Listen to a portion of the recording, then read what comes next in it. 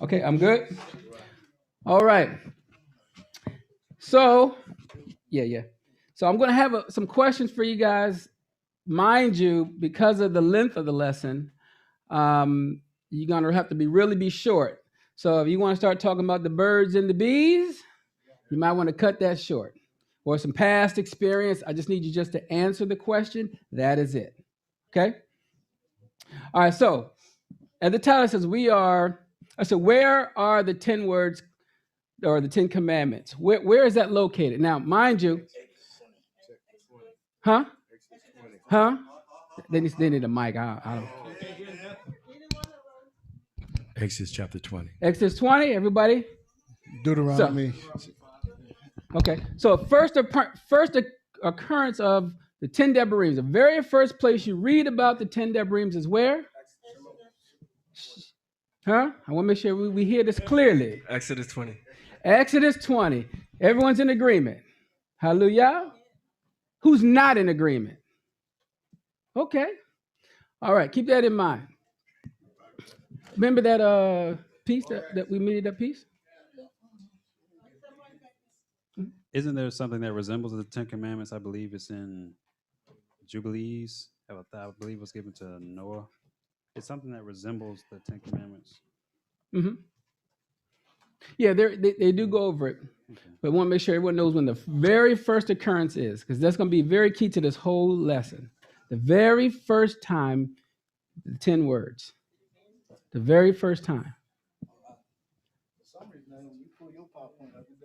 See, they don't want me to write.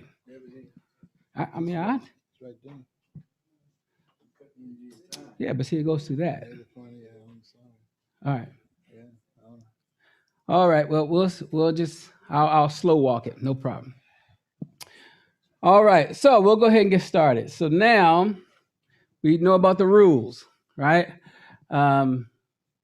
Rules for the lesson is please keep your mic muted except when asking or answering a question. Use the mic to speak. There's a feature in the room where you can raise your hand if you have a question. All questions must be on the topic. You have 60 seconds to ask or answer a question. If you pass your 60-second window, your mic will be muted for you. These are rules due to time and the recording of the lesson. These are live teachings. We must give the more enough time to complete the lesson. All right, so this is going to be the heart of this lesson. Some of you guys already answered the question. So question here is, where is the first occurrence of the 10 words or the 10 commandments? Everyone says? Shemot, Exodus 20, right? All right. When was the first time you heard of the 10 words and it was showed to you? When the very first time someone told you this is the 10 commandments? Sunday school. Yeah. Huh? Anyone? No one knows. Hanging on the wall in the house. In the house. Hanging on the wall? Okay, someone got the hand up. Who's that? Mediahu and? Danny Yahu and Naaman. Okay, Danny Yahu. I was gonna say, yeah, we started first in Sunday school, but they didn't tell us we had to keep it. Okay, no problem. I just want to know when you heard it, the very first time you heard, this is the 10 commandments. Okay, Naamana? From my dad. Okay, Dad said, daughter, this is 10 commandments. Okay. He pointed right to it, right? Everyone's agreement, right? All right, hallelujah. Have you ever questioned the findings once it was told to you? No? No. But right now, Shemot 20 is where it's located, correct? All right. I mean, that's what everybody said. I did when I was younger. I knew something was wrong with the cross when I was in Baptist church. Okay. The graven image part. Okay. But everyone still, first occurrence, Shemot or Exodus chapter 20 in the canon, right? Okay. Got a question? Taria? Okay.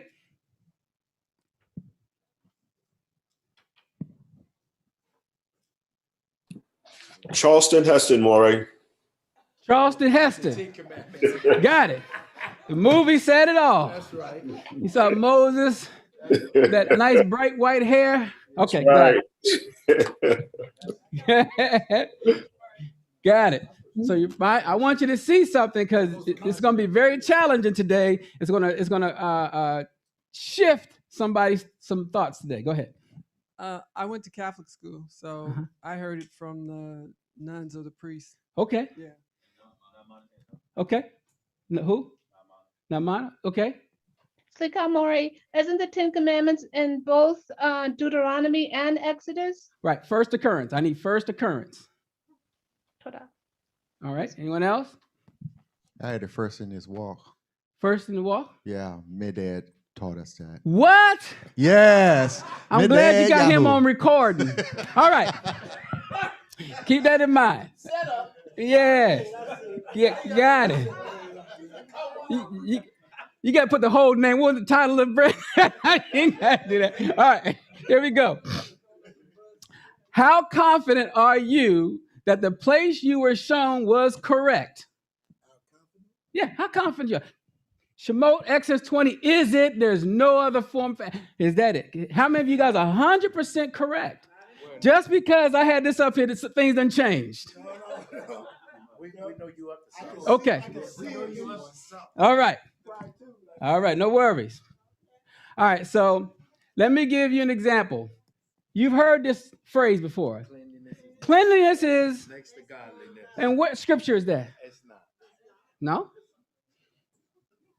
No? But you've heard that. Everyone's agreement, right? All right. No problem. This quote is from? Yes, he's the one that came up with that. All right. So that's the new Bible you got, John Wesley. Uh-huh. Are you asking the term 10 Commandments? Or are you asking the writings of the 10 words? Right. The 10 Debarim. Mm-hmm. It would have to say 10 Debarim. Yeah, but it does. So when we read it every time, do you guys hear 10 Debarim? These are the 10? No? Okay. No, somebody else coined that phrase. Okay, got it. All right, no problem. How many wise men came to Bethlehem when Yahuah was born to present gifts? 3, right? That's what it says. Right? There's 3. 3 is the number, right? Yeah, However, tree. where in the canonized writing can you read it? It was It's not 3. there. Nowhere. Nowhere. All right. So everyone understand where I'm going with this, right? Yeah. All right. Great. Awesome. All right. So again, here is the question.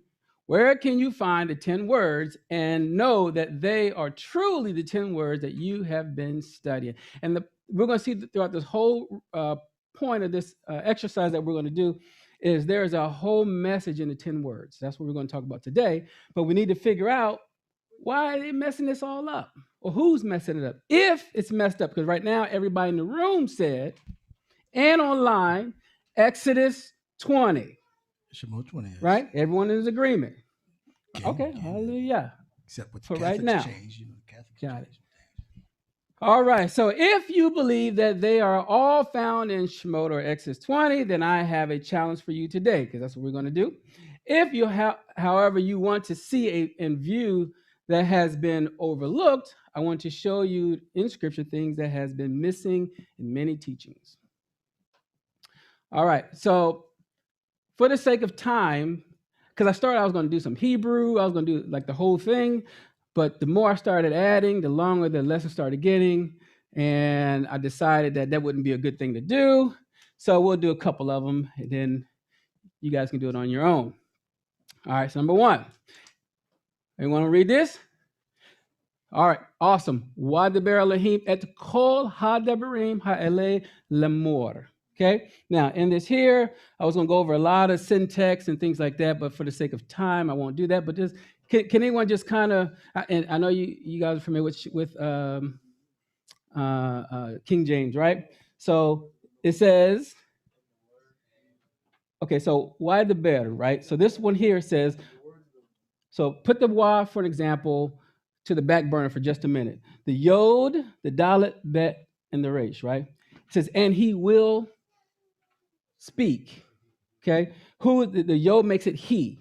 This is imperfect, right? So it says he. He we know is Elohim. The vav is a vav conversive, which means it reverses the tense. So it says Elohim spoke, right? Et is pointing to direct object. Kol ha-debarim ha-ele, right? All these words. Now, if you did this literal, you'll say all the words of these. But remember, this is a construct. So all these words, lemor, le means to, amar means say, together, saying. Okay, is everyone good? All right, I really want to do some Hebrew, but we're going to have to speed it up just a little bit. So the word then, I was going to go over why the vav also translated as then because of the context, but we'll skip that today. All right. Next one is Anoki Yahuah Elohecha. Let me slow down here. So Ani Yahuah Elohecha. Anoki is the old version of saying I, right? Normally today it's just Ani, right? But Ani or Anoki is the older way, but you see both of them in the scripture. Yahuah Elohecha, Yahuah your Elohim, right? Then it has Asher, Hosetecha, Ma'aretz, Mitzrayim, or Mitzrayim specifically. So it says, which brought you out, right? So the root of that word is Yitzah, right? Which means to go out or bring you out. It brought you out from where? From the land of Mitzrayim. And then it says, Mibet Avadim, okay? Out of the house of, it says bondage or slavery, as some would say, or servitude. Okay, so there's your English for that.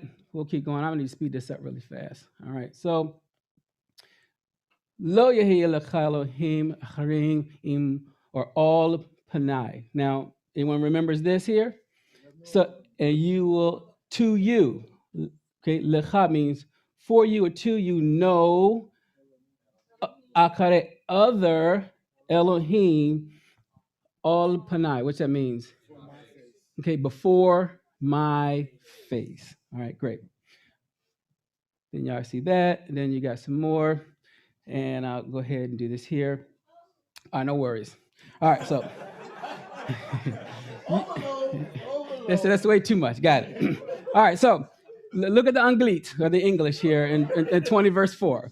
All right, so you shall not make unto you any graven image or any likeness of anything that is in the heaven above or the earth beneath, there's waters under the earth. You shall not bow down yourself to them nor serve them, for your whom is a jealous El, visiting iniquities of upon the father's children to the third and fourth generations of them that hate me, and showing mercy unto thousands of them that love me and keep my commandments. So we just read that, right? And everyone said this for sure is the 10 Commandments, right? Great, awesome. Keep that in mind. Why the bear? What does this word mean, right? And he spoke, or he said, right? Specifically, is really saying, and then he spoke. So in other words, there was something happening before Exodus chapter 20, verse 1. Something has happened before that. All right, so if you understand this word, there is context before it. This is like starting in the middle of a paragraph, what leads up to this verse. Now, am I saying that the 10 Devarim starts before this?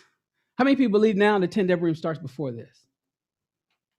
The 10 words. Huh? Everyone's getting lost. All right, so let me go ahead and say it up front so I everyone reserve knows. all judgment. I want to hit a whole matter. Let's go. I want to tell you right now. Some of you guys will be confused, right? But at the end, it will all make sense. You guys will be confused. Some of us are going to follow, some is going to be fine, but others will be confused, and you're going to see why in just a minute. So I'm glad I put that disclaimer up front. All right, so here prior to this, it says, and now mind you, 10 Devarim is words that were written by the Most High's hand and everything. Everyone's in agreement, right? Okay. All right, keep that in mind. I want you to listen up.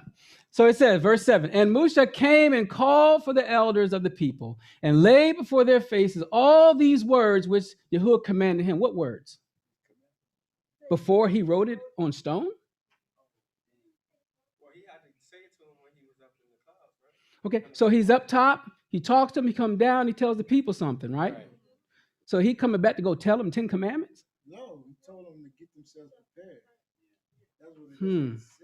Okay. All right. Keep this in mind. And all the people answered together and said, all that Yahuah has spoken, we will do. And Moshe returned the words of the people unto Yahuah. And Yahuah said unto Moshe, Moses, lo, I come unto you in a thick cloud. We'll talk about that a little bit later. That the people may hear when I speak with you and believe you forever. And Moshe told the words of the people unto Yahuah. What words? That's what we got to figure out, right? No, we're going to find out in just a minute.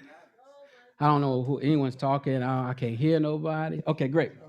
And Yahuah said unto Moshe, go unto the people and purify them today, Hayom, and tomorrow, and let them wash their clothes. And be ready against the third day, for the third day Yahuah will come down in the sight of all the people upon Mount Sinai. And you shall set bounds unto the people round about, saying, take heed to yourselves that you go not up into the mount or touch the borders of it. Whosoever touch the mount shall be surely put to death. There shall not a hand touch it, but he shall surely be stoned or shot through, whether it be beast or man. Why a beast? Beasts don't know no better. How come the beast would have to die? Anyone know? Right. They're not supposed to touch it. But he's saying, but if a beast or a man kill him, why would the beast do wrong? I want you to think about this here. How important do you think Yah's marriage is? Right? How serious is this marriage to him? Because some of us don't take it serious. I want you to see just how serious he's about to take this. Okay? All right. So he says, it shall not live. When the trumpet sounds long, they shall come up to the mount. And Moshe went down from the mount unto the people and purified the people, and they washed their clothes. And he said unto the people, be ready against the third day. Come not at your wives. What that means, right? Don't you touch them. They contaminated right now. And it came to pass on the third day in the morning that there were thunders and lightning and a thick cloud upon the mount, and the voice of the trumpet exceedingly loud. We're going to see a little bit more of this later on. So that all the people that was in the camp, they trembled. Imagine, we're going to go over what that looks like in just a minute. But for right now, what picture you have in your head of him talking in this scenario here? What would you think? He's talking, say, hey, Shaz, Hanashim. I am. Huh? Oh, we got Charles Heston coming. I am that I am. Okay, all right. Okay, now I had something. Okay. Moreh, I would imagine that it is a thunderous, very loud, almost like a trumpet type voice that surrounds everything and everyone could hear it. It's just very loud and consuming. Okay, and good. And we're going to see just how that works. All right, 1917. And Moshe brought forth the people out of the camp to meet with Elohim, and they stood at the nether part of the mount. And Mount Sinai was altogether on a smoke, because Yahuah descended upon it in fire, and the smoke thereof ascended as the smoke of the furnace, and the whole mount quaked greatly. And when the voice of the trumpet sounded long and waxed louder and louder, Moshe spoke, and Elohim answered him by a voice. And Yahuah came down upon Mount Sinai and on the top of the mount, and Yahuah called Moshe and Moses up to the top of the mount, and Moshe went. 24 says, and Yahuah said unto him, away, get you down, you shall come up, you and Aharon and Aaron with you, but let not the Kohanim or the priests and the people break through to come up unto Yahuah, lest he break forth upon them. So Moshe went up down unto the people and spoke unto them. Okay, so in order for us to understand what is happening in chapter 20, we must understand what is taking place in chapter 19. It's leading up to 20. Okay, so keep this in mind. But is 20 going to be the 10 words is the key? All right. So summary. Moshe had to gather the people. Moshe gave the people the words of Yahuah. This is going to be very important. He gave the words to Yahuah, and they all agreed to these words. I got question mark. What words did he give them? Right now, the room is saying Ten Commandments in Exodus chapter 20. Well, he had came down and he gave them the words about purifying themselves. Don't come to you. So it seemed like it was speaking in retrospect to itself, but let's see where it goes. Okay. All right. Number 3, he prepared the people to meet Yahuah. Number 4, Moshe is called again to give warning to the people not to break through and come up to the mountain. All right. So now we enter into chapter 20, right? All right. So I want to point out some key points that will come back towards the end of this lesson, which it definitely will. Think about in chapter 19, what was being shared to the people. You don't have to answer because I'm going to get no answers anyway. Verse 3. Okay. And Moshe went up unto Elohim, and Yahuah called unto him out of the mountain, saying, Thus shall you say to the house of Yaakov or Jacob, and tell Bnei Yisrael or Bnei Yisrael, the children of Israel. Please understand, I know it's in its masculine form, Bnei, but it means children. Anyone know why it means children versus just sons of Israel? Awesome, because when it's men and women, it has to stay masculine. That's why, because some people look at this, oh, he's talking about just the men. No. All right, but we'll keep going. Verse 4, you have seen what I did unto the Mitzrites, or the Egyptians, and how I bear you on eagle's wings and brought you unto myself. Now listen to what he says. He says, now therefore, if you will obey my voice, right? Koli means my, it's possessive, okay? Indeed, and keep my covenant, then you shall be now this peculiar treasure, right? Segula, literally means possession.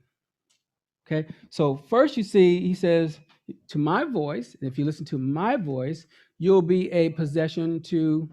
Now, how many of us don't mind being a possession to Yah? That's fine, right? Everyone's good. Mind. Until it's got to do something for somebody else. Okay, remember that.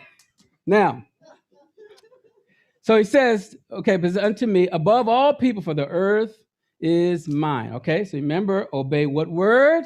What covenant? Keep that in mind. Now, in the Hebrew there, right? Does anyone want to take a stab at it? Okay, I'll walk with you. Huh? Well, atem tehiyuli mamlechet kohin v'goy kodesh. Now, the one that you see highlighted, mean shall be or will be unto me. You will be to me. Okay? It's possession. You'll be unto me what? Mamlechet is a what? A kingdom of Kohanim, priests, right? Then it says, Wagoy Kodesh, a what? Set apart nation. Then he says, Ele Hadebrim Asher Tedaber El Bnei Yisrael. Okay? So you see the rest of it. These are the words which you shall speak until the children of Israel. All right. So what is going on in chapter 19, verse 5? Here, if you will obey my voice, that is going to be the whole key of this whole lesson as we keep going. Obey my voice. I still got to ask you guys a question. Obey what? What voice? What did he say? Okay, we didn't wash. We didn't go into the women. What else? We rated for you. All he said, what did he say? Okay, all right. Okay, what's the raised hand? Namana. Okay, Moreh, he said, if you obey my voice, then you will be a particular treasure. You shall be unto me. Right, but when it says, for an example, when he says obey my voice, and he's specifically talking about them making a nation of priests, what words are they saying? All that he said we will do. All of what? All the words that he said prior, the words that we're going to find out that he said. So we didn't find out yet. Got it. So that's the point. The point is we got to figure out what is it, right? Well said. We're trying to figure out what's happening, what's being said for them to understand, to say all that he said we will do. Because everyone in here saying the same thing. All that Yah said we will do. Everyone agrees, right? Same covenant, going down to generations. Everyone agrees. All right, so let's compare 19 with Shemot 20, 18 and 19. So he says, and all the people saw the thunderings. Now look at the Hebrew there. It says, Wakoha'am, okay, so and all the people, right? Im et ha-ko'olot. Okay, so they saw the thunderings. Now, ko'olot, what does that remind you of? The root of the same word is kol. Okay, so now his voice that he's talking sounds like thundering. All right. Then he says, and the lightning and the noise of the trumpet. So et kol ha-shofar, right? So his voice is sounding like a shofar or a trumpet, right? So, and the mountain smoked, and when the people saw it, they removed and stood afar off. So imagine now, he's talking to them, and as he's talking, thunder is coming out, lightning, shofar. I mean, you can see his words, so to speak. You can hear his voice. You can see all these things. What makes thunder? How do you make thunder? Electrons in the cloud. Okay, so electrons stay at the bottom of the cloud.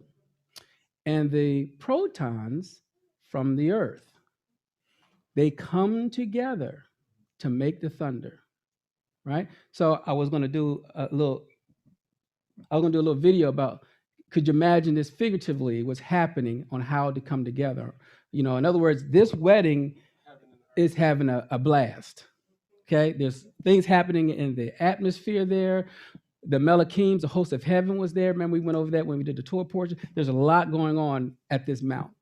But for the sake of time, we got to keep going.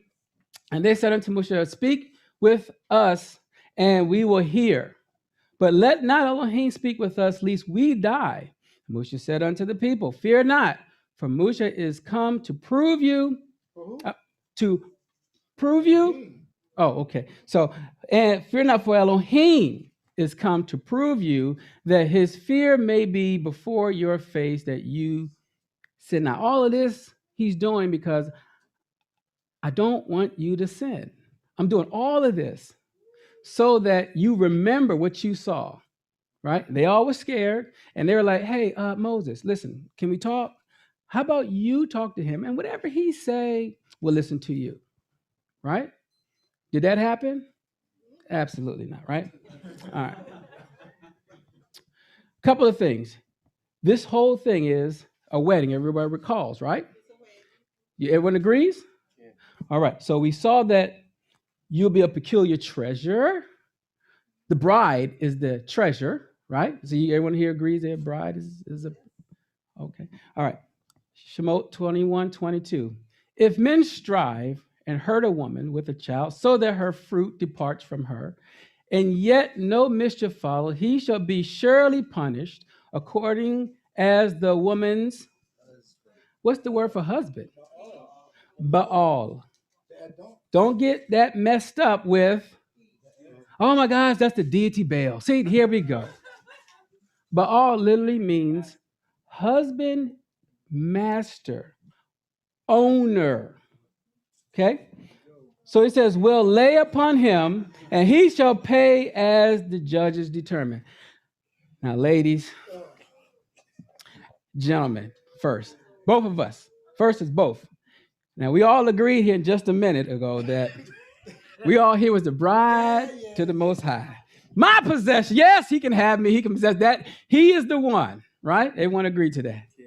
Then you realize, well, this husband's also your master. Whoa, where is the mic? Huh? I need the mic. We need to talk, right? Got it. No worries. Yeah, hey. Well, they wasn't ready.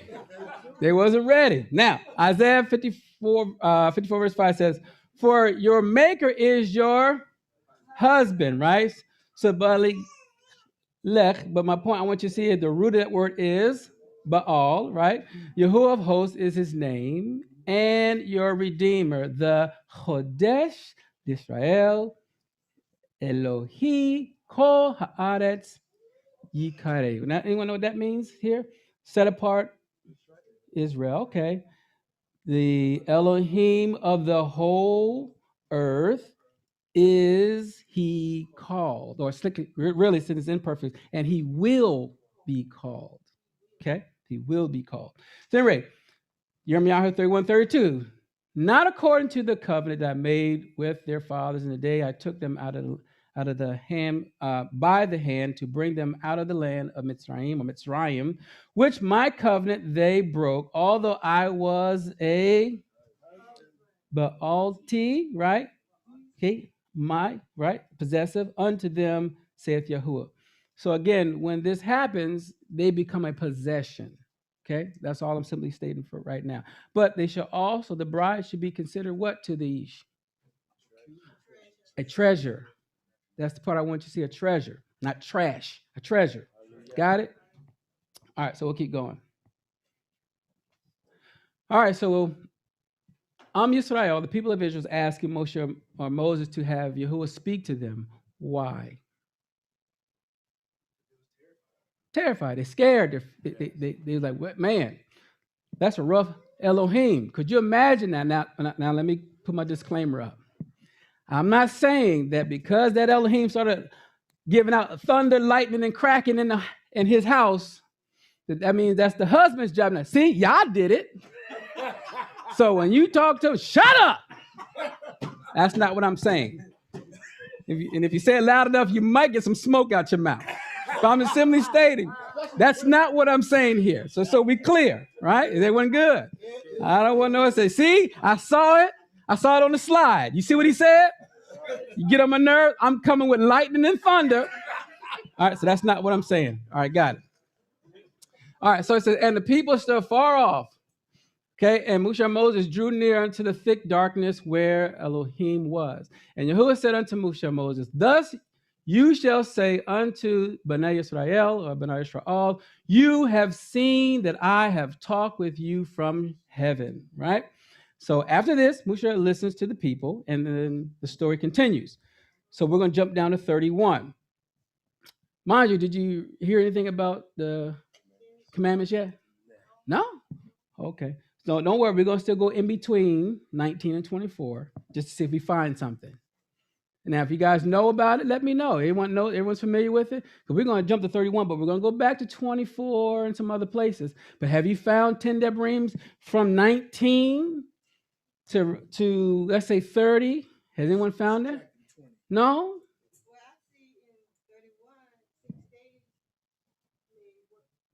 Someone talking? I'm sorry. Oh, there she is. I say in 31:15, it says 6 days may work be done. Okay, So you see the there's 10. I'm saying Oh. 10. Do you see the 10 words yet? The word 10 Oh, words? Has no. that come out yet? Not yet? Not actually the 10 commandments, but the 10 words. Okay. Right. 10 words, 10 commandments. Aser hadebarim, anything. No? Low? Okay. All right. We'll keep going then. So 31:13 says, speak you also unto Bnei Yisrael, or Bnei Yisrael, saying, verily, the Shabbatai, which is my Shabbat, okay, you shall keep. For it is a sign between me and you throughout your generations, that you may know that I am Yahuah that does purify you. You shall keep the Shabbat, therefore, for it is Chodesh unto you. Everyone that defiles it shall surely be put to death. For whosoever does any work therein, that soul shall be cut off from among his people. 6 days may work be done, but in the seventh is Shabbat Shabbaton Kodesh La Yahuah. Okay, it's a what? It's a Shabbat of rest, set apart to Yahuah. Great. Whosoever does any work by Yom HaShabbat on the Shabbat day, he shall surely be put to death. Verse 16, wherefore Bnei Yisrael, or Bnei Yisrael, shall keep the Shabbat, to observe the Shabbat throughout their generations for a Brit Olam, right? For a perpetual covenant. 17 says, it is a sign between me and Bnei Yisrael forever. And 6 days Yahuah made heaven and earth, and on the seventh day he rested and was refreshed. Now, 18 says, and he gave unto Moses, when he had made an end okay, a complete or finished end of communing with him upon the Mount Sinai, 2 tables or 2 tablets of testimony or witness, tablets of stone written with the finger of Elohim. Do y'all know what the 10 is yet? No. Not yet, right? All right. But more starting to come out as we keep going. All right. So we'll see. All right. So I put, Israel's asking for Moshe or Moses. He was acting as a Mashiach. Does everyone see that? In other words, when he first came, lightning, thunder, everything was cracking and everything was going. And he said, whoa, Moses, I will listen to you. This you'll see like the opening of like a type of Mashiach. So we're going to see some of those comparisons today, but there's a whole lesson to show you the parallels between Moses and Yahusha, right? So we'll see some of it today. But anyway, what did Moses do? To mediate a what? A marriage covenant. I wonder, what is the purpose of Yahusha? Is he trying to bring in a renewed covenant? Okay, keep this in mind. So the one that they broke, right? So you're going to notice that the Mashiach is going to go back to the one that was happening at Mount Sinai. Because at Mount Sinai, which we're going to read in a minute, dealt with some blood sprinkling. Right? So we're going to see that. And then it says, which is one that is being renewed, right? So this is what we're going to see. All right, so is this the 10 words or the 10 commandments? What happened to all this confidence that I heard earlier? Oh, 10, Shemot 20. That's what it is. Yes, it is. Yeah, I had a whole, what happened? We're not in agreement no more? It's called learning. Okay, no problem. We're discovering and learning, going deeper and deeper. Okay. What you got? No, Moreh. Uh-oh. Mm-hmm. Okay, so no, nothing. Let's continue. All right.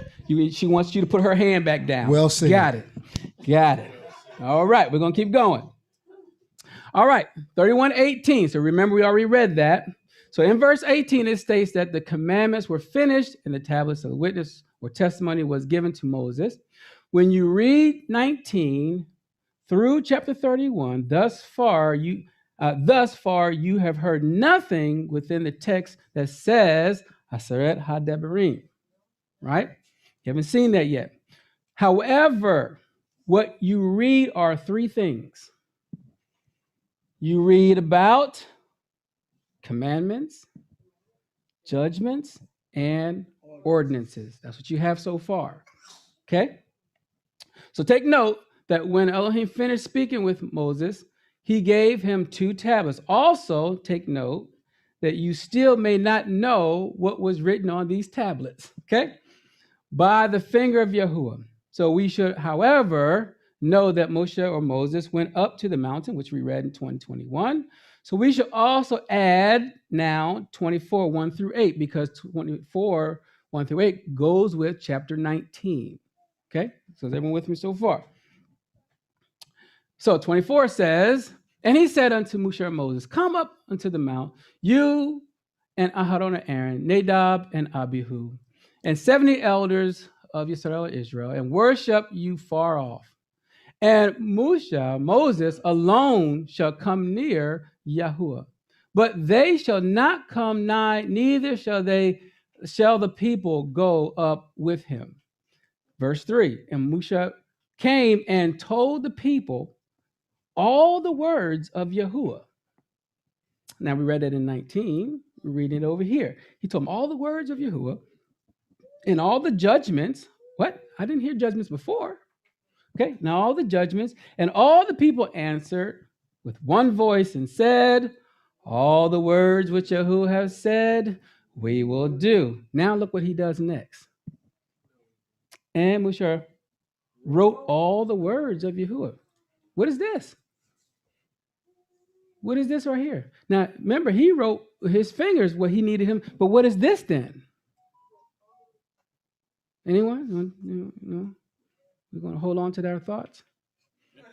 Press on. Okay, great. Press on. And rose up early in the morning and built an altar under the hill and 12 pillars according to the 12 tribes of Israel.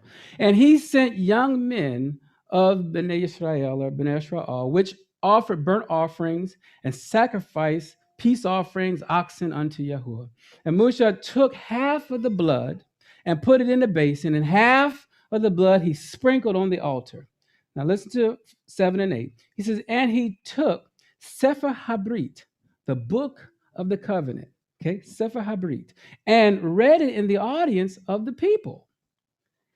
And they said, all that Yahuah has said will we do and be obedient. 8 then says, and Moshe took the blood and sprinkled it on the people. And he said, behold, Dam Habrit, the blood of the covenant, which Yahuah has made with you concerning all these words. Right? So now we got Moses talking, and he wrote down some things. Well, if he wrote down what y'all told him, why does y'all need to tell him, come on up and write something down on with his finger? Yeshua said, you're not coming fast enough. So my question is, he had spoken to Moses, so prior to him going up the mountain, he already had wrote some things down. Okay, so he went up to hear from the Most High. He came back down. He went up. He came back down. He wrote it out. Is it the 10 words? No. Oh, something's going on here. Anyone catch it yet? Or did I say you guys are going to be confused first? Okay, all right, no problem. I see it in your faces. Don't you worry. All right, so question. What did Moshe write to the people that was from Yahuah in chapter 19 and chapter 24? By your faces, we'll keep reading, right? Yeah. So, are the 10 words the same thing that Yahuah wrote down with his finger? It is? Okay. So, a lot of stuff is going on here, right? All right, we'll keep going. Remember I said it come clear towards the end. 24:15, it says, and Moshe went up unto the mountain, and a cloud covered the mount. And the kabod, or the esteem of Yahuah, abode upon Mount Sinai, and the cloud covered it 6 days. And the 7th day he called unto Moshe Moses out of the midst of the cloud. And the sight of the kabod, or esteem of Yahuah, was like devouring fire. And on the top of the mount, in the eyes of all of Bnei Israel, all of Bnei Israel, all the children of Israel. And Moses, or Moshe, went into the midst of the cloud and got him up into the mount. And Moshe was in the mount 40 days and 40 nights. Okay, we'll keep going. As we can see, after Moshe gave Israel, or the people of Israel, the word of Yahuah, and they agreed to the covenant, he goes up the mountain with the elders and his brother. 7 days later, Elohim calls him up to the mount to be with him for 40 days and 40 nights. What is happening now between 24:1-8 and 15-18?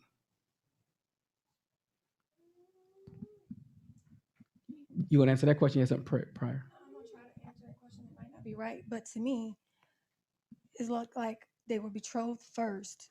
And now that he's up there to 40 days and the 40 nights, when he comes down, then it'd be kind of like a ketubah?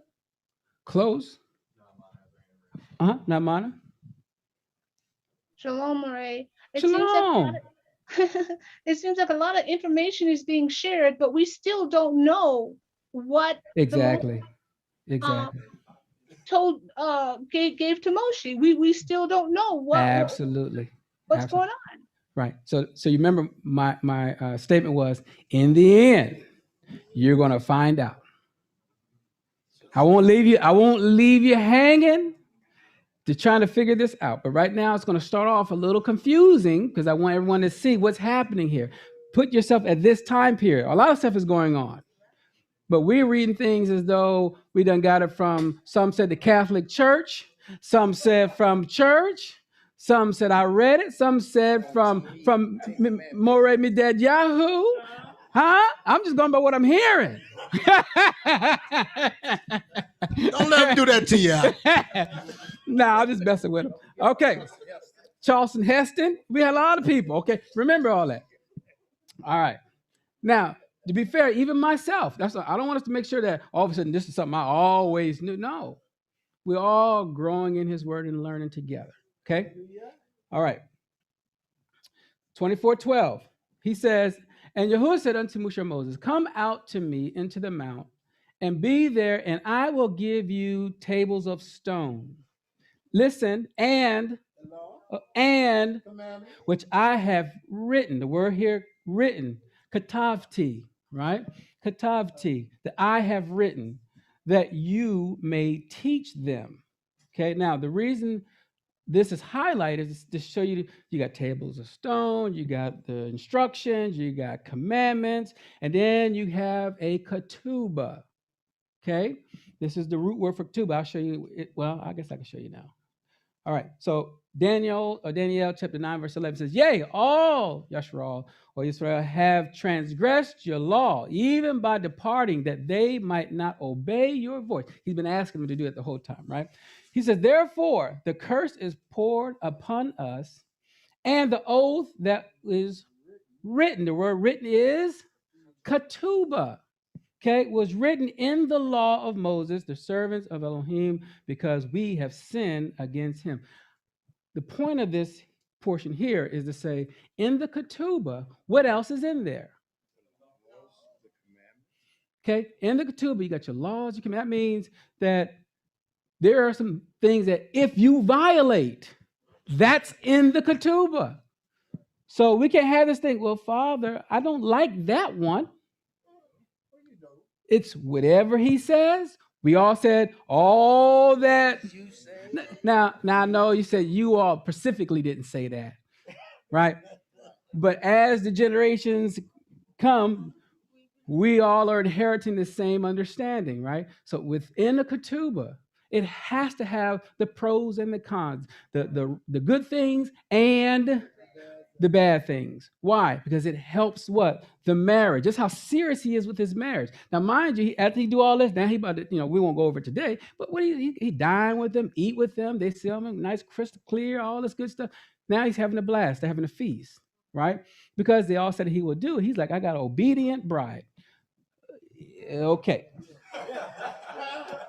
All right. So now we can see that the tablets of the witness is different from the Torah and the mitzvot that was said in Shemot chapter 19 and 24. They're not the same. Okay? They went with me so far. All right. So what are the tablets of witness, and what does it have to do with the 10 words, right? We're still trying to figure out this story. All right, so to answer this question, keep in mind we already read this, right? Remember, it's written by the finger of Elohim. Everyone remember this story, right? Great. So now let's move on to chapter 32. We're almost there. Chapter 32. He said, and when the people saw that Moshe delayed to come down out of the mount, the people gathered themselves together to Aharon and Aaron and said unto him, up, make us Elohim, which shall go before us. For as for this Moses, for as this like he's somewhat for this Moses guy, I don't even know him no more. This man that brought us up out of the land of Mitzrayim, we know not what is become of him.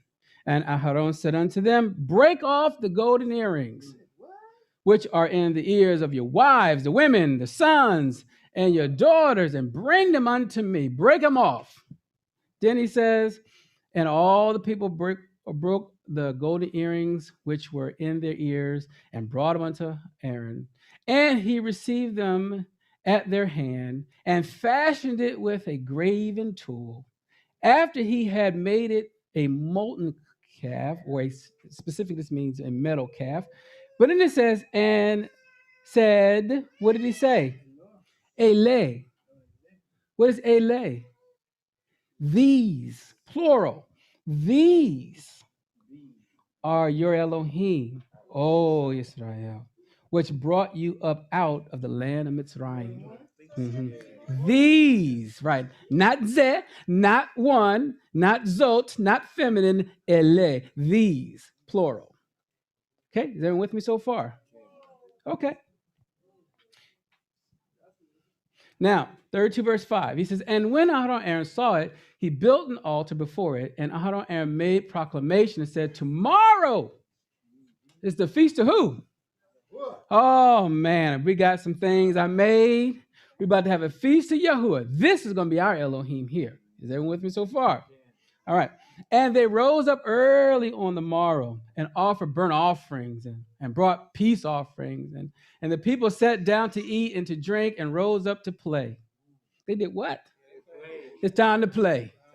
Right? Got it.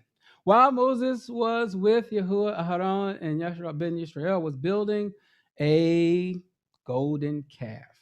Okay? So who wasn't down there playing? Joshua, Caleb. So some of them wasn't there. It wasn't Caleb, but you see that where the 70 elders at. So not everybody was down there playing. And you're going to hear Joshua, hey, when Moses come down, hey, it sounds like they're singing. They're having a good time out there. So you know he wasn't there. All right.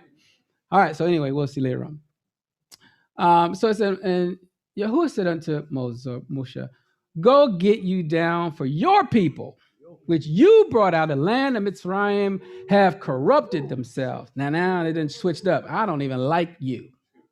Okay? Now, how many bridegrooms, husbands get like that with their wives? Huh? Yes. And mind you, I want you to see what's happening. I don't even want you no more. That's rough. I don't want you. All right? They have turned aside quickly out of the way which I commanded them. They have made them a molten calf and have worshipped it. They have did what, when they say worship, what did just happen? They committed adultery, idolatry, okay?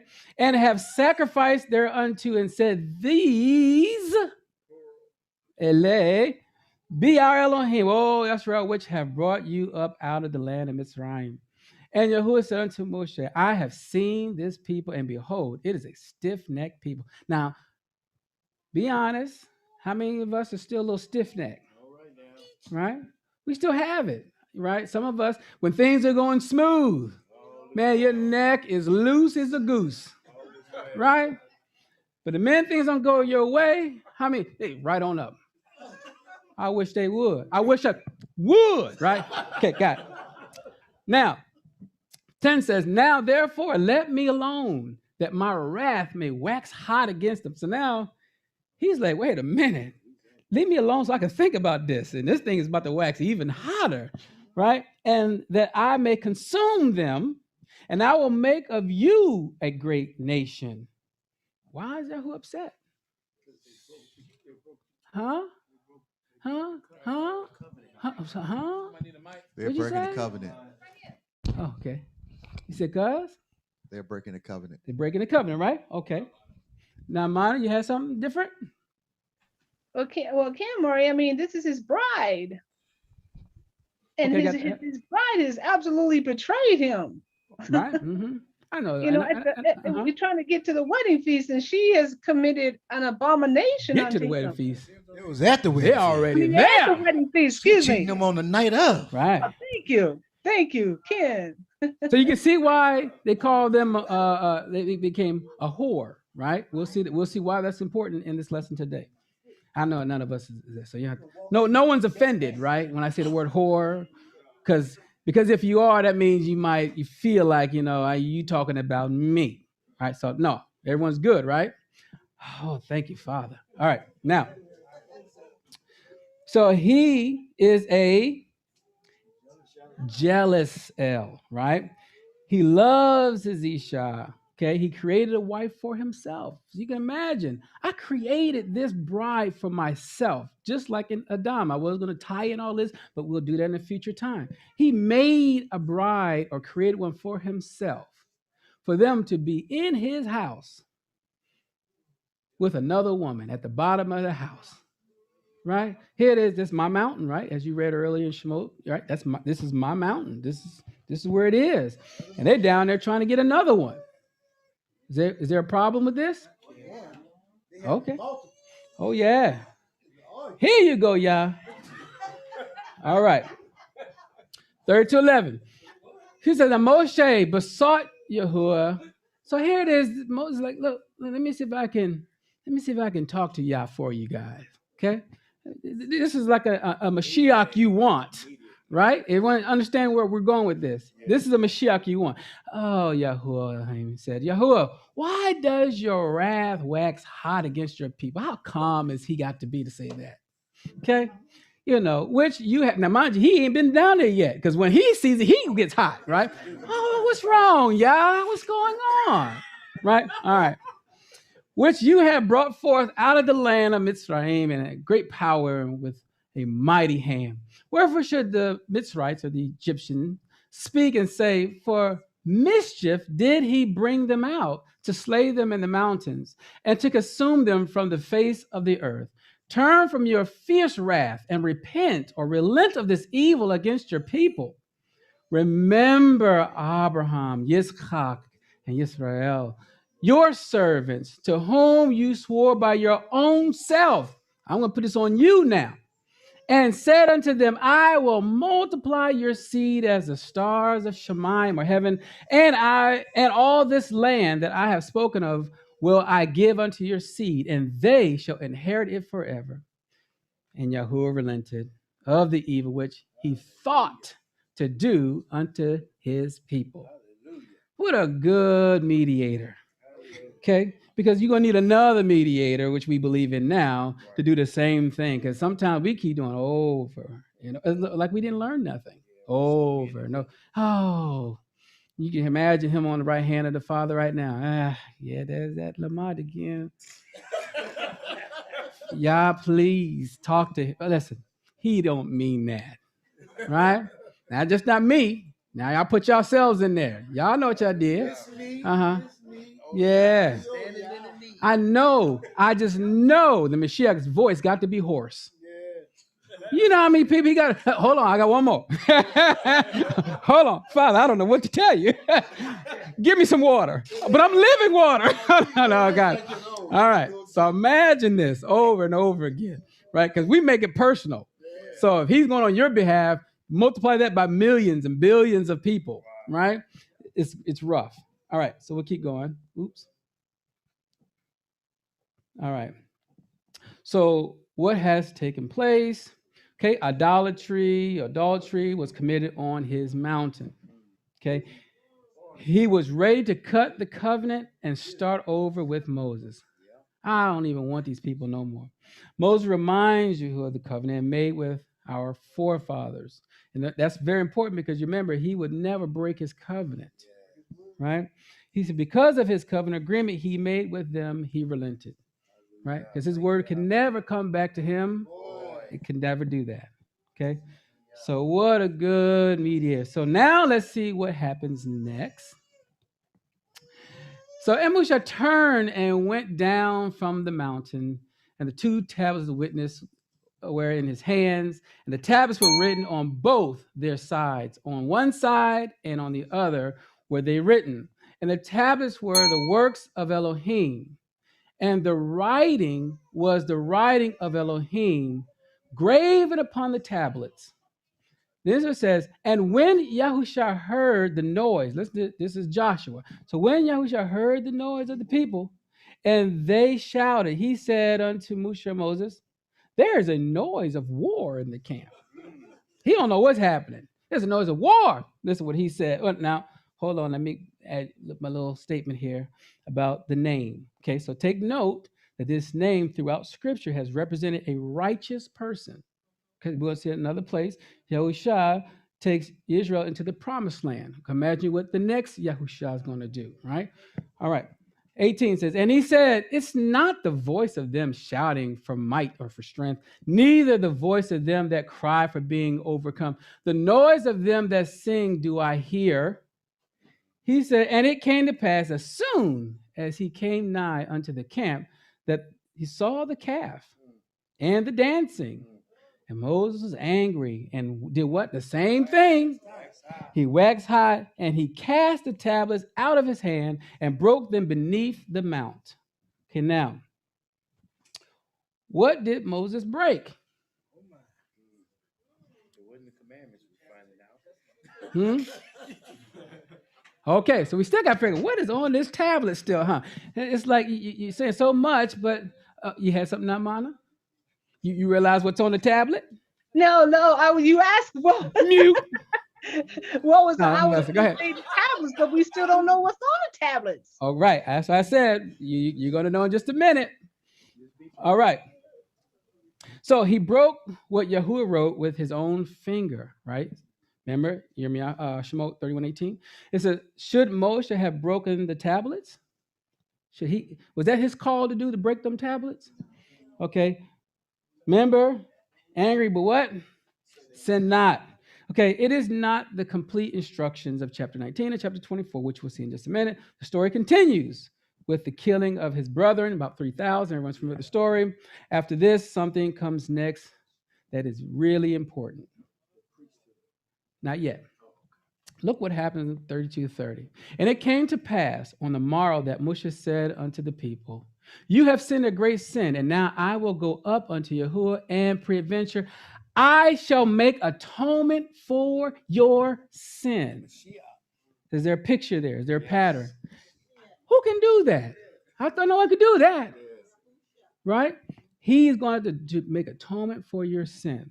Right? It says, and Moshe turned unto Yahuah and said, oh, this people have sinned a great sin and have made them Elohim of gold.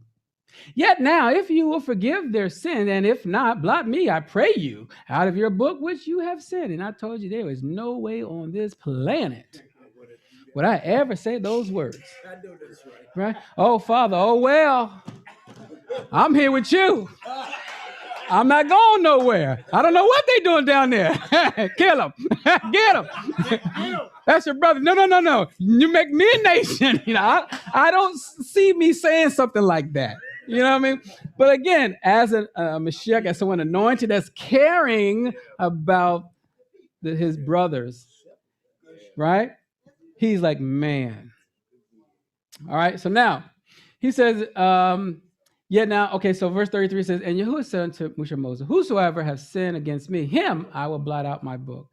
Therefore now go, lead the people unto the place which I have spoken unto you. Behold, my malach, or my messenger coming called my angel, shall go before you. Nevertheless, in the day when I visit, I will visit their sin upon them. Your sin did not go unpunished. Okay, so you can go ahead and lead them. He's nice and calm, at least according to the words, right? And Yahuah plagued the people. So I got to get you. I plagued the people because they made the calf which Aaron made. So they're going to get into plague. We'll learn today. Now, Moshe was operating as a Mashiach. He made atonement for all of Israel. That was left. This pattern sets the foundation to what Israel should be looking for in a Mashiach, right? How do we know that? Remember Devarim 18:15, Yahuah Elohim will raise upon you a Nabi from the midst of you, of your brethren, like unto me. Unto him you shall hearken, you shall hear, or you shall obey, right? So this pattern is going to see, and all this is happening at about this particular covenant. So I want you to see this covenant and what Mashiach is doing. It's the same covenant, just something being renewed with better promises. Okay, is everyone with me so far? All right, but we still don't know what's written. Okay, great. Is everyone? Yeah, that's broken. Yeah, at the bottom of the base. All right, 13 says, now therefore I pray you, if I have found favor in your sight, show me now your way, that I may know you, that I may find favor in your sight, and consider that this nation is your people. And he said, my presence shall go with you, and I will give you rest. Okay, so Yahuah promised that his presence will go with, okay? And he said, you cannot see my face, for there is no man see me and live. And Yahuah said, behold, a place by me, and you shall stand upon a rock, and it shall come to pass, while my esteem passes by, that I will put in your cliff of the rock, and I will cover you with my hand while I pass by, and I will take away my hand, and you shall see my back parts, but my face shall not be seen. Okay, excuse me. So the Hebrew there is Achorai Upanai, right? Now, I want to give you guys some thought. There is a prophetic understanding here. So accord is the root word for akare, right? So accord literally means rear and figuratively means past. Okay, so pene means face, but figuratively means front, like in front of my face. The figurative language here means that Moses can see Yahuah's past, things that are of the past, things that happened in the past, but not see Yahuah's future. Okay, so I really want to go over some of that today, but we won't. But Jubilee 1:4 says, and Musha was on the mount 40 days and 40 nights, and Yahuwah revealed to him both what was in the beginning. So I'm going to show you some things in the past. And he says that what will occur, the accounts of the division of all the days of the law and the witness. Remember, he starts sharing you about what's going to happen to Israel. But he's not telling what's going to happen in the future. So we'll talk about that at a future time, maybe 2022. All right.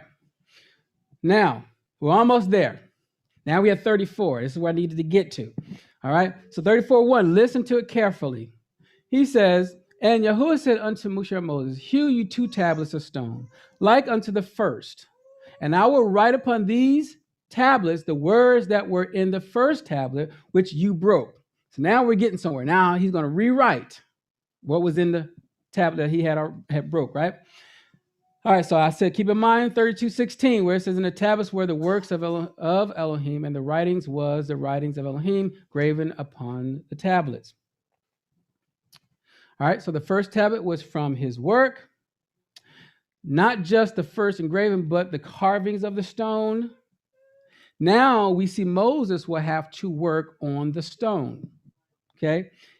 He will have to engrave and carve the stone. He prepares the stones. Then Yahuwah wrote on the stones. What do you get out of this? Think about it.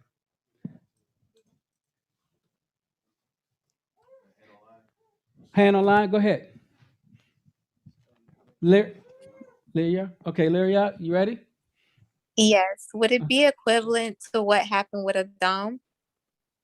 Having to, what Moshe had to now do, like he had to prepare all these things himself versus the first time around, Yahuwah did everything. Okay. What I want you to all to see, go ahead. Well, what I was going to say was from the fasting, and you were telling us to study about the tablets. And from what I learned and kind of, researched about the tablets was that a tablet or a table can be any flat surface. And primarily it was previously referred to as stone, anything made of stone. And then what I gathered from that was, as Yah was writing on those tablets or writing his words upon those tablets, the same thing that Hamashiach said, that, his word shall be written upon our hearts. So from what I'm gathering now from that research in this is that we have to prepare our hearts. We have to prepare, the place for him to be able to write his word upon us. Okay, good. Naman, you had something? Ken Moreh, I believe I'm getting from this because when the Most High put Moses on a rock and he passed by, what I'm gathering out of this is because Moses could not see what was written on the stone in the past, then he will be able to see what's written on the stones for the future. Okay, no, that's not it. What we're showing was that, remember, Moses wanted to see something, but he's now specifically talking about the past and the future, but not the past of the stones and the future of the stones, not that. Okay? All right. So, but what I want you to see is now, just as Abiyahu was sharing, is now we have to start preparing and carving and engraving and getting ourselves ready for him to write on our hearts. Okay? Keep that in mind. Now, Zechariah 3:8 says, hear now, O who? Yahusha, there's another name. Okay? The high priest, you and your fellows that sit before you, for they are men wonder at, for behold, I will bring forth my servant, the branch. Okay? So note that the name again, Yahushua called the high priest, also bringing of the branch. This is leading up to something, okay? 9 says, for behold, the stone that I have laid before Yahushua upon one stone shall 7 eyes behold. I will engrave the engraving thereof, saith Yahushua, and I will remove the iniquities of that land in one day. And in that day, saith Yahushua, shall you call every man his neighbor under the vine and under the fig tree. Okay. 12 says, yea, they made their hearts as adamant stone, right? So shamir, lest they should hear the law and the words which Yahushua have sent in his spirit by the former prophets. Therefore came a great wrath from Yahushua. How do you make your heart an adamant stone? What does that mean? I don't know. Turning your ear from hearing the word. Okay, turn your ear from hearing the word. I was gonna say stiff neck. Stiff neck. Okay, now Mana. Being rebellious. Okay, being rebellious. All right. Look at this word shamir. To make it a wasteland, right? Now, only thing that can grow in a wasteland as we keep going. So we know hardened heart. We know it's diamond. It's the same as form as how diamonds are formed. But briars and thorns. Same. That word is translated as also briars and thorns. Okay. Now,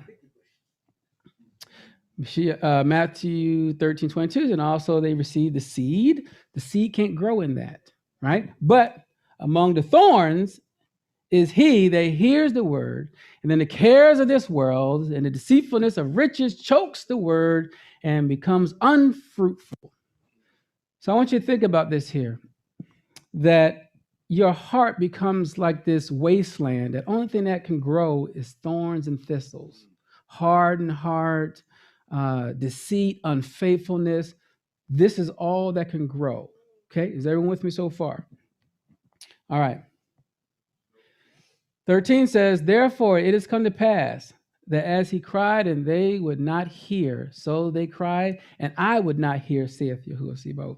So if you want to keep this wasteland in your heart, but yet you want to cry out to him, just understand he won't be hearing you either, right? You have to change your heart, okay? You have to change. So we need to make sure we do not make our hearts as adamant stone. All right, so now we keep going back when 34. We already read verse 1. I just go to verse 2. It says, and be ready in the morning and come up on the morning unto the Mount Sinai and present yourselves there to me in the top of the mount. Could you imagine what's going to happen? Present yourself. Because this is going to come back in the end of this video. And no man shall come up with you, neither let any man be seen throughout all the mount, neither let the flocks nor herds feed before the mount. And he hewed 2 tablets of stone like unto the first. And Moses rose up early in the morning and went up unto the Mount Sinai, and Yahuwah had commanded him and took in his hands the 2 tablets of stone. Okay, so he took it. Now he's going to deal with those stones. Okay. So of course you have to put in my notes here. Here is my heart. Okay. I prepared it here. Now let him write on it. Don't give it to him and you got your hand still on it. Let me see what you're writing. Whoa. Wait a minute. Right. You got to let it go. Okay. All right. All right. So look what has to happen with the remaking of the tablets, i.e. the new covenant, right? So Yahuwah is willing to have mercy on Israel because of the mediator, okay? So Moshe became the intercessor for the forgiveness of sins. This parallels what Yahushua did in the Brit Hadashah. Moshe had to participate in the making of the covenant, okay? Moshe brought them out of bondage. Yahushua brought us out of bondage of sin. Moshe taught them the 10 words. Mashiach taught the 10 words, which we'll see more in just a minute. Both were in the wilderness and did the 40-day fast, if you will. Moshe sent 12 spies to the promised land. Yahuah proclaimed the truth to the 12 Talmudim, or disciples, to unite the 12 tribes to have them inherit the promised land. There's a lot of parallels between the two, right? So just as Moshe had to get the tablets ready to have Yahuah write on them, so also we must get ourselves ready to have his word written on our hearts. Just as the actions of Moshe and Moses caused him to work on the witnessing tablets, i.e. the covenant, so also we must work on being a witness and embracing the covenant of Yahuah as well. Is everyone following me so far? Again, we haven't gotten to the 10. See how far we are into this? What time is it? Oh, let me speed this thing up. Okay. I do? Okay. All right. Okay, you had something, Amana? Yeah, so would you say that that Moshe was like a precept before Hamashiach Yahushua? Yeah, Okay. All right.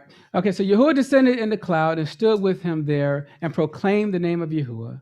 And Yahuah passed by before him and proclaimed, El Yahuah, Yahuah, mercy, Rahum. And these are all the names. So for the sake of time here, when you see the Hebrew there is that's after the word, that's what it means. So Rahum literally means mercy. Okay. Hanun means favor. Long suffering is Arech. And abundance and goodness is Rab Chesed. And the truth is Amet. Okay, so keeping mercy, say chesed for thousands, forgiving iniquities. Okay, notsei, and this is own. I was going to use the cantillations, but forget it. And transgression, right? Pesha and sin, chata'ah. That will be no means clear the guilty, visiting iniquities of the fathers upon the children's children, unto the third and fourth generation.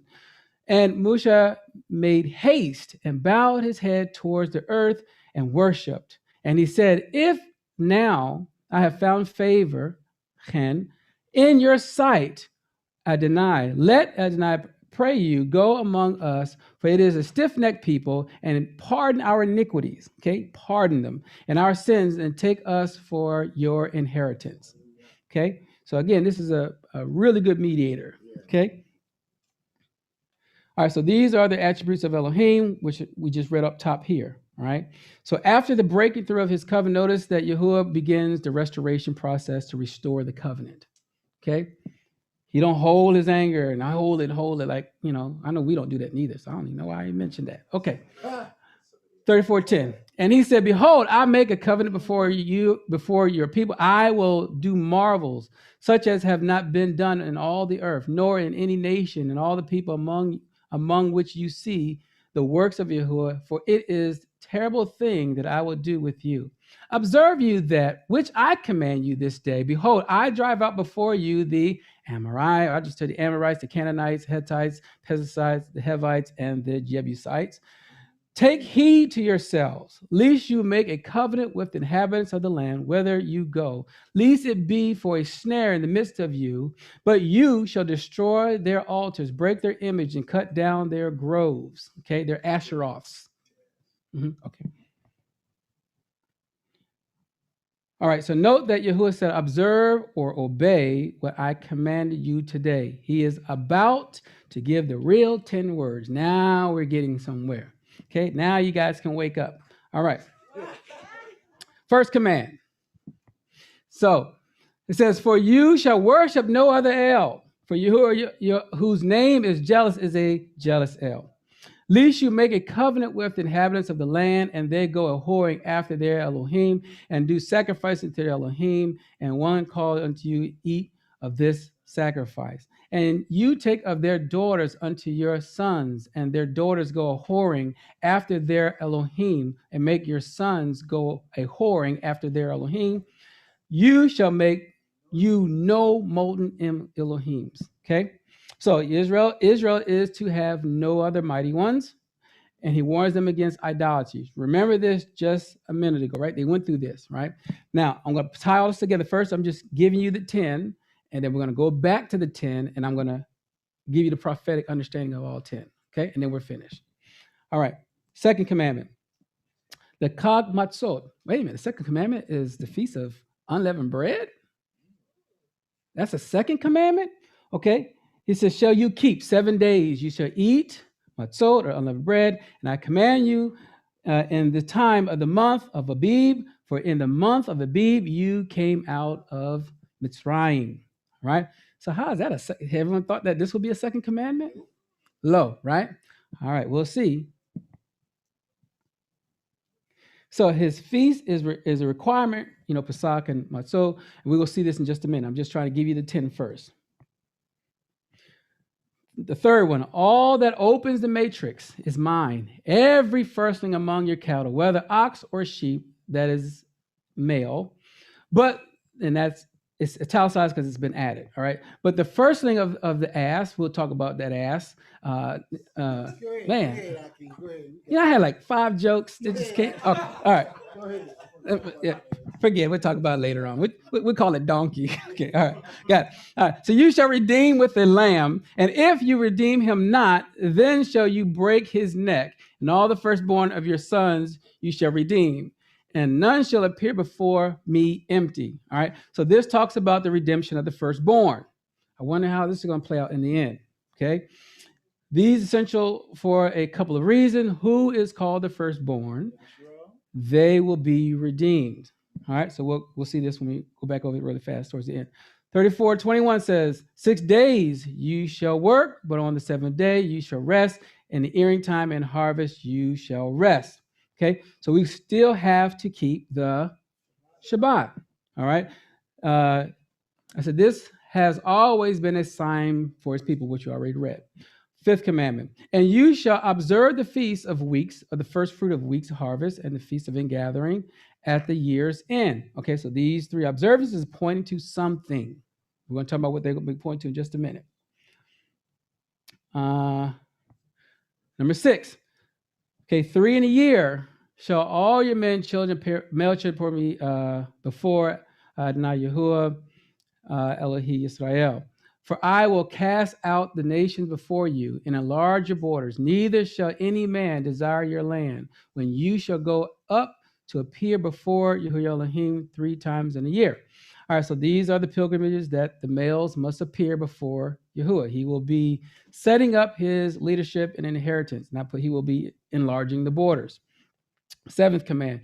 This is part A, because 34:25 is there's 2 of them within it. So A is you shall not offer the blood of my sacrifice with leaven, right? So you cannot offer up the blood with leaven in your sacrifice. We'll talk about it in a minute. And then B, neither shall you sacrifice the Chag Pesach be left unto the morning. So the Pesach cannot be left until the morning. Why can't it be left until the morning? Okay, no problem. We'll talk about it. 9 has 26 has 9 and 10. All right, so the first fruits of your land you shall bring. Listen to what you're going to do. Shall bring unto the house of Yahuah Elohim. So the first fruits of the land shall be brought to the house of Yahuah. That's your clue. 10. You should not see the kid in his mother's milk. What should be the importance of this commandment? No worries. We'll keep going. Okay, so we'll see in a few minutes. And here's the part I want you guys to see. And Yahuah said unto Moshe Moses, write you these words. Now you know what the words he told him to write. Write these words, for after the tenor of these words, I have made a covenant with you and with Israel. And he was there with Yahuah 40 days and 40 nights. He did neither eat bread nor drink water. And he wrote upon the tablets of the words of the covenant the 10 commandments. Now, see, now it tells you what the 10 commandments are. It's just that. Huh? No, you just didn't. The stories in so many different orders, so you gotta. Now these are the 10 commandments, right? And these 10 commandments got feast days in it. It's got all kinds of stuff in it. Get the mic. So if Exodus 34 is the 10 commandments. Yes. What is Exodus 20? 20 is just preparing you. Remember, there were commands, there were laws, there were ordinances. That's all they were. He was preparing them at Mount Sinai. That's all they were doing so far. Mhm. So, Exodus 34:26b, you shall not, what did it say? You said which one? Seeded the kid in his mother's milk. Yeah. So that means you shouldn't kill something that's nursing. Right. Well, putting the child inside the milk, but we're going to see why this command is there in just a minute. All right. So everyone now knows what the 10 commandments are, right? We should be crystal clear. Okay. So now let's just go over each one and see the prophetic portion of it, and we're finished. Okay. All right. So these are the first place where you will find the 10 words or the 10 commandments. Literally, this is the first place you're going to find that. Okay. So where these 10 commandments were, were these the same 10 words or the 10 commandments that Moshe broke? Absolutely. And Yahuah said unto Moshe, hew unto 2 tablets of stone like unto the first, and I will write upon these tablets the words that were in the first tablets or tables which you broke. See, 34:1, now 34:28 is the conclusion of that. Absolutely. Man, Moses was strong. Okay. Now, let's just get us in chapter 20, Shemot, the 10 words. Okay, let's keep going. All right, so now we want to speed this up here. We need to break down the 10 words, seeing why they are important. They are very important. First commandment, I don't need to, really fast. For you shall worship no other El, for you whose name is a jealous El, right? And then going on. But look down verse 16, and it says, and you should take of their daughters, nor their sons, of their daughters go a whoring after their Elohim, and make your sons go a whoring after their Elohim. You shall make you no molten Elohim. Okay, so Mesecha, it really means a casting of metal. It's really like when he made those golden earrings and made it to metal calf. All right, so keep in mind now, but why is this going after a whoring after Elohim? Why is that important? Okay, it's adultery. I know no one wants to be a whore. I got that. Okay, now. So what is called the first commandment is in chapter 20, right? The same here in chapter 34. However, in this chapter, it gives more information about making a covenant with them and entering a marriage and serving them. Let us see the purpose of this message, i.e. the first commandment, and why we need to further understand and the understanding and instructions concerning this covenant. So before showing the importance, let's define the word for whore. Okay, anyone know what that is? How do you know that? No, I'm just messing. Okay. Okay, zonah, okay, means wanting lust, prostitution, adultery. By extension, idolatry as unfaithfulness. Unfaithfulness, okay? Because again, if you're not faithful to him, you got to be faithful to something, right? So we'll see. Now, so the covenant entered between Yahuah and Israel at Mount Sinai was a marriage covenant. The word translated whore in this text is translated as adultery in other verses. This message covenant helps us to connect 34 with a prophecy. So the first commandment is connecting to a prophecy. If you're not a whore, Revelation 19:6 says, and I heard as it were the voice of a great multitude, and as the voice of many waters, as the voice of mighty thundering, saying, you said we're going to have that again? We're going back to the mount to have this? Hallelujah, ki malak Yahuah, Eloheinu Elohi Sabaoth. Yahuah, it says, hallelujah, for Yahuah, our Elohim, reigns, Elohi of Sabaoth, or of hosts. Let us be glad and rejoice and give honor to him, for the marriage of the Lamb is come, and his wife made herself ready. Okay? And to her was granted that she should be arrayed in fine linen, clean and white, but the fine linen is all right. So we're going to read in a minute about her being a virgin. Either you're a whore or you're a virgin. Okay? Now, this fine linen, really fast. Wykra, Leviticus 16:4 says, he shall put on the Kodesh linen, or the set-apart linen coat, and he shall have the linen breeches upon his flesh, and shall be girded with the linen girdle, and with the linen mitre shall he be attired. These are the Kodesh garments, therefore shall he wash his flesh in water, and so put them on. Now, remember, at Mount Sinai, he wanted to be a nation of, that was the prophecy, right? During this time here, you're going to see when we put on that fine linen, is that prophecy going to be fulfilled now?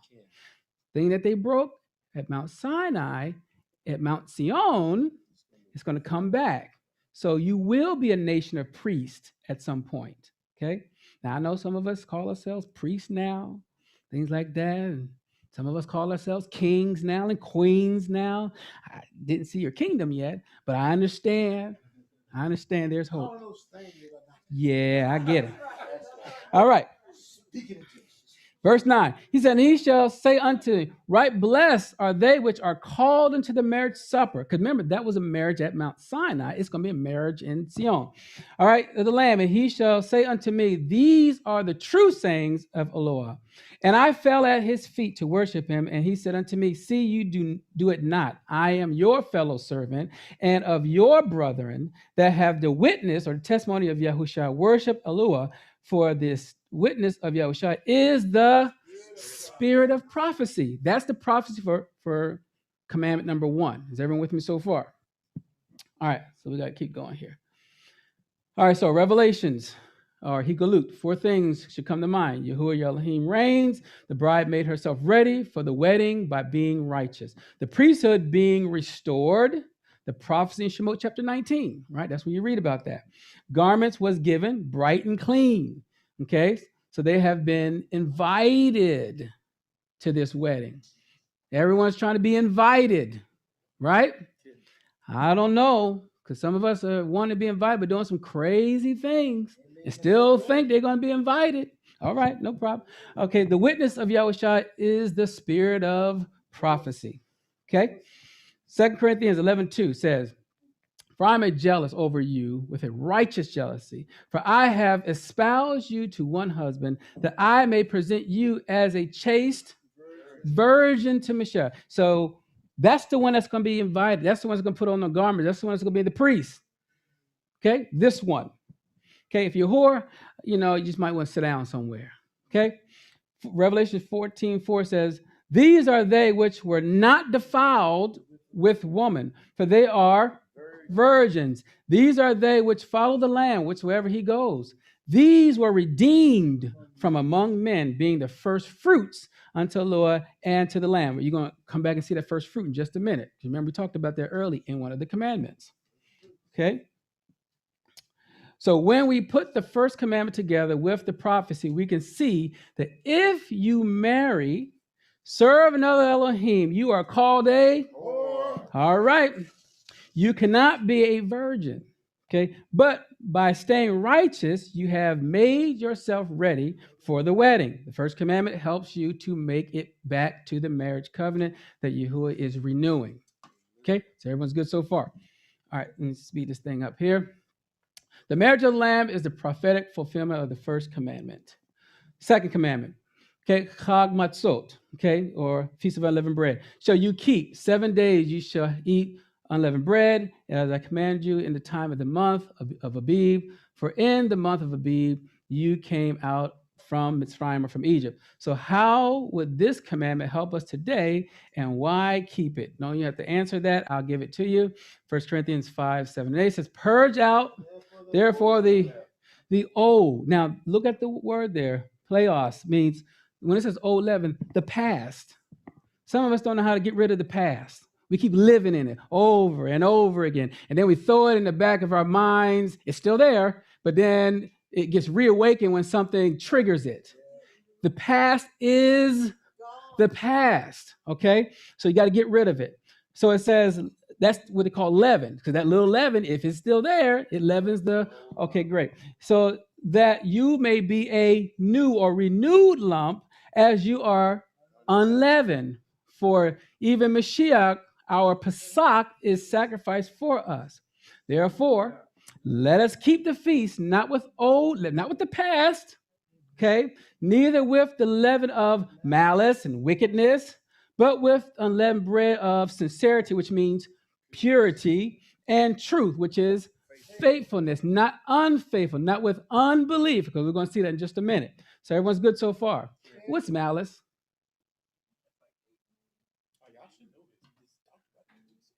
He coming to you. He's going to bring you back in the building in just a minute. Malice is hatred, anger. Okay, hatred, anger. All right. Look at this here. Definition here. Kakai means mean-spirited. Did any one of us ever met someone that's mean-spirited? Don't be up there pointing at the people in the room. Close your eyes. Right? Okay. Mean-spirit. Vicious attitude.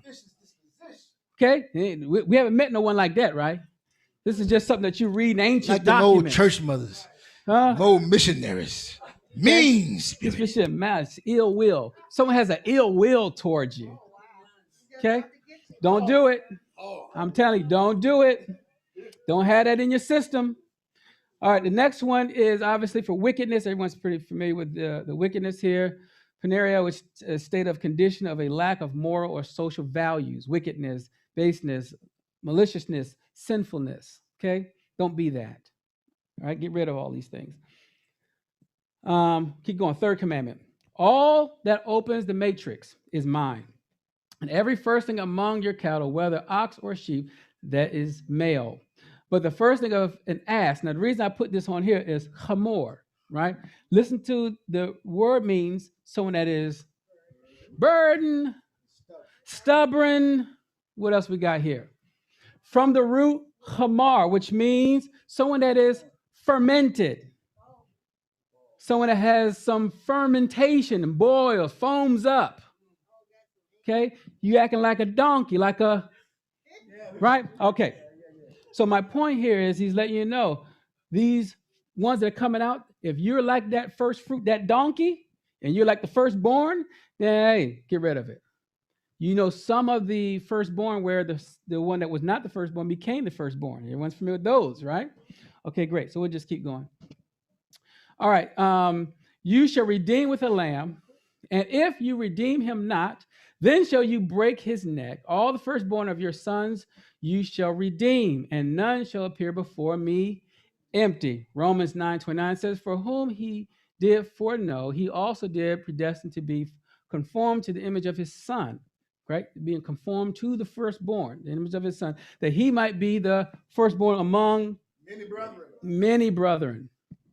Okay, Colossians 1:15. Who is the image of the invisible Elohim, the firstborn of every creature? Hebrews 12:22 through 24 says, but you are come unto Mount Sion and unto the city of the living Elohim. This is where this is going to take place. And the heavenly Jerusalem, and to the innumerable companies of Malachims, or messengers coming called angels, to the general assembly and the kahal, the called out ones of the firstborn, which are written in heaven, and to Eloah, the judge of all, and to the spirit of just men made perfect, and to Yahuah, the mediator of the new covenant, or renewed covenant, into the blood of sprinkling that speaks better things than of Habel.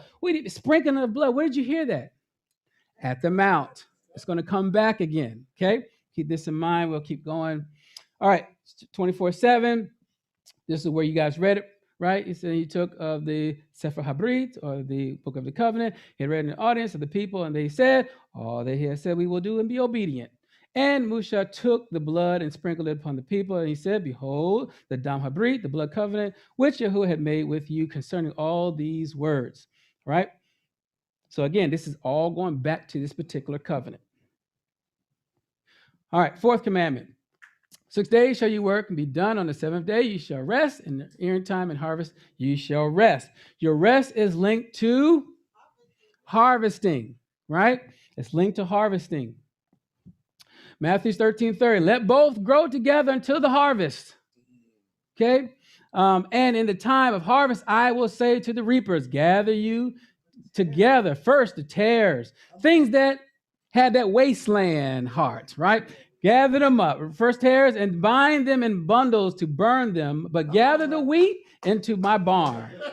The enemy that sowed them is the devil. The harvest is to the end of the world, and the reapers are the Malachims. Hallelujah. All right. Now, let's talk about this rest, 6 days. Let's talk about this rest here. 4, he spoke in a certain place of the seventh day on otherwise, and the Lord did rest the seventh day from all his work. We know that's back in Bereshit. Chapter 2, and in this place again, if they shall enter into my rest, seeing therefore there what? It remains a rest that some must enter therein, and they too, whom it was first preached to enter not, and because of what? Unbelief. Remember, I told you either faithfulness or faith or none, right? So they didn't get it because of unbelief. Again, he limits a certain day, saying into Daud, today, after so long a time, as it said, today, if you will hear his voice, harden not your heart. Okay? He says, for if Yahushua, this is talking about Joshua, right, has given them rest, then would he not afterwards have spoken of another day? Notice the comparison, okay, between Yahushua and Joshua. That's what I'm saying. You'll see a whole, we got to keep going. We got much time. There remains therefore a rest for the people of the Lord. For he that is entered into his rest, he also has ceased from his own works, as the Lord did from his. Let us labor, therefore, to enter into the rest, lest any man falls after the same example of unbelief. All right. So the fourth commandment lets us know that it is a part of his rest for his people. This is a prophecy that has not been fulfilled. We must keep on laboring in his field, i.e. the world, until the seed turns into ripe fruit. Then the harvest comes. Okay? 5, and you shall observe the feast of weeks, the first fruits of weeks harvest, and the feast of ingathering in the year's end, right? So the feast of weeks was on the same day that Torah was given at Mount Sinai, and was the prophetic promise of the day when the Torah would be given in a new way. It's going to happen again. The day when it will be put in your heart. Right? How do we know that? We read a little bit of it, but we'll keep going. Yahuah 31:31. Behold, the days come, saith Yahuah, I will make a new covenant with the house of Yisrael and with the house of Yehudah, not according to the covenant I made with their fathers in the day that I took them by the hand to bring them out of the land of Mitzrayim, which my covenant they break, although I was a husband, Baal, unto them, saith Yahuah. But this shall be the covenant that I will make with the house of Israel. After those days, saith Yahuah, I will put my law in their inward parts. Remember, there was a law given at Mount Sinai. Here's the law. He says, this time it's going to be in the inward parts, and write it on their hearts, and will be their Elohim, and they will be my people. And they shall teach no more every man his neighbor and every man his brother, saying, know Yahuah, for they shall all know me, from the least of them unto the greatest of them, saith Yahuah, for I will forgive their iniquities, and I will remember their sins no more. Right? It still remains. Hebrews chapter 8, it continues to the same thing. Let you know it still has to happen. Okay, is everyone with me so far? All right. Sixth commandment. There, it says, 3 in a year shall your men hold up here before me, Elohim Israel, for I will cast out the nations before you and enlarge your borders.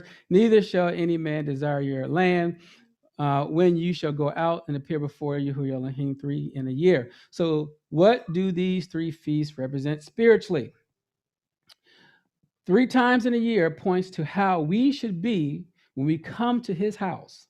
In his presence, we need to have Pesach. The word Pesach, right? So I'm showing you how you're going from one to the other, from being lame, walking with a limp, to springing up, to jumping over, to bounce back. Okay, so you're going to be a Pesach. Okay, you should not be limping and being lame or wounded or having any defects spiritually. Okay, that's the Pesach. And then, like in your belief or your faith, you're wavering in there. You have some defect there. You cannot have that. All right, you should be ready to bounce back from things leaping and jumping in your faith, because you're going to be in his presence. Okay, is everyone with me so far? All right, that's the first one. The second, Feast of Weeks, represents the giving of the Torah. But the book of Acts also talks about he gave the Ruach, he gave the Spirit, right? All right, so Sukkot allows him to dwell with us, and we are ready to be married. We have been sealed by his Ruach, right? So these three go together. This is how the last three feasts is going to come about. That's when that Spirit comes inside you, you're sealed, you wind up getting his word, you get the heart of flesh, as it says in Ezekiel chapter 36, and now he can dwell with you, okay? All right, so I'm just trying to speed this up a little bit. Seventh commandment. It says, you shall not offer the blood of my sacrifice with leaven. Okay, so we know 1 John 3:4 and 5, it says, whosoever commits sin transgress also the law, for sin is transgression of the law. And you know that he was manifested to take away our sins, and in him is no sin. So when we transition from this earth, we are to transition without having leaven in our hearts. Life is in the blood. Okay, so your life should be given over to him. These feasts are here to help us see what's in us. Having these cyclical feasts is supposed to help us get better by each cycle. Okay. First Peter says, for even hereunto where you called, because Mashiach also suffered for us, leaving us an example that we should follow his steps. Who did no sin, neither was guile found in his mouth. What is guile? Lies, okay? Taking advantage through craft and underhanded methods, deceit, cunning, treachery. Okay? You don't need to be having this. All that stuff from the garden when the Kosh gave them that good stuff, right? And they say, oh, anyway, we'll keep going. 8. Neither shall the sacrifice of the Chag Pesach be left until the morning. The remez of this is to say what has been cleaned up, having not spot or blemish, should never be mingled with something common. Okay? And most be burned or consumed. Yahuah will never leave those who have become like a Pesach to be left behind. When he did, I'm talking about us now, when we did our immersion, for example, it was like dying and being raised anew. So our raising is like light raising in us in the morning. I want to really go over some of the Hebrew with this, but I skipped all that stuff for the sake of time because I knew I was going to run out of it. Anyway, number 9. The first of the first fruits of your hand you shall bring unto the house of Yahuah Elohim. Romans 8:23 says, and not only they, but ourselves also, which have the first fruits of the Spirit, even we ourselves grown within ourselves, awaiting the adoption to it, the redemption of our bodies. Okay, James 1:18 says, of his own will beget he us with the word of truth, that we should be a kind of first fruit of his creation. So the first fruit is to remind us what's going to happen in the end. We are going to be a kind of first fruit, if you will. Revelation 14:4, which we read before. These are they which not defile with woman, for they were virgins. These are they which allow the Lamb whatsoever he goes. These were redeemed from among men, being the first fruits unto Elohim and to the Lamb. So again, it's really talking about the first fruit, how first fruits work. Go ahead. So when we offer him as our first fruits, we're offering him ourselves. Oh. I mean, as long as not, as long as it's the first fruit. Some of us think we offering first fruit, and you get them some dried up fruit. You give them some damaged fruit. You say, here you go. Get some. Yeah, just real quick. So kind of like you were talking a little while ago about the virgins and, basically we can become virgins again. So this is all essentially talking figuratively, even this particular scripture here. Right. So in other words, the day he called you out, right?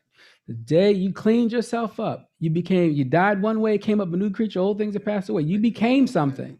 Okay. Now you have to endure going forward. I was going to refer to that scripture. So, behold, all things become new. Right. If any man be in Hamashiach. Right. So, okay. All right. Okay. Don't worry, we're almost there, I promise you. In order to be first fruits in the house of Yahuah, we need to have the fruits of his Spirit, the word of truth, and not be defiled. By enduring, we will be redeemed from among men and the nations. We must follow and walk like the Lamb. Okay, so the whole point of the fruit of the Spirit is to give you those first fruits so that you can be ready to go in his house. Okay, is everyone good? All right, number 10, you should not see a kid in his mother's milk. Boiling a kid in his mother's milk was a pagan fertility ritual, which was done in order to try to help barren women bear children. Okay, so the 10th commandment is saying we should only worship the one true and living Elohim and not mix in marriage with inhabitants of the land. The last of the real 10 commandments commands us to not become involved in the rituals of the world in attempt to become fruitful. Okay, you can't do that. All right? You tell me I can't burn my sage? No, if you want. All right. I can't do my All right. Make sure I got everything. Okay, 2 Corinthians 6:14 says, be you not unequally yoked together with unbelievers. For what fellowship hath righteousness with unrighteousness, and the communion has light with darkness? And what concord has Mashiach with Belial? Or what part has he that believes with an infidel? And what agreement has the temple of Elohim with idols? For you are the temple of the living Elohim, and Elohim has said, I will dwell in them and walk in them, and I will be their Elohim, and they shall be my people. Wherefore, come out from among them, and be you separate, saith Yahuah, and touch not the unclean thing, and I will receive you. Okay? We have to do this. All right, I think this might be the last slide. And he was there with Yahuah 40 days and 40 nights. He did neither eat nor drink water, and he wrote upon the tablets of the word, the 10 commandments. So we went all through the 10, and then he's talking about the 10 commandments because, as you see, it specifically tells you that. All right, so the 10 words, the 10 commandments are the entire Torah given to us for the purpose of leading us to Yahushua the Mashiach. Galatians 3:24 says, wherefore the law was our schoolmaster to bring us into Mashiach, that we must be justified by faith. Okay? So in Shemot 20, we know that it is the word of Elohim, right? Okay. Hands down, and designed to draw us to him and each other, because there's ordinances for him and there's ordinance for how we deal with one another. But the 10 words was designed to prepare us for the wedding for our bridegroom. The enemy has been trying to distort the 10 words for centuries in order to keep us from understanding the nature, reality, and power of the real 10 commandments. By removing the understanding and instructions of the witnesses or the testimony of the covenant in chapter 34, we will miss the covenant and the marriage of Yahushua. Oh, man. Okay? All right. So any questions? Did I make it?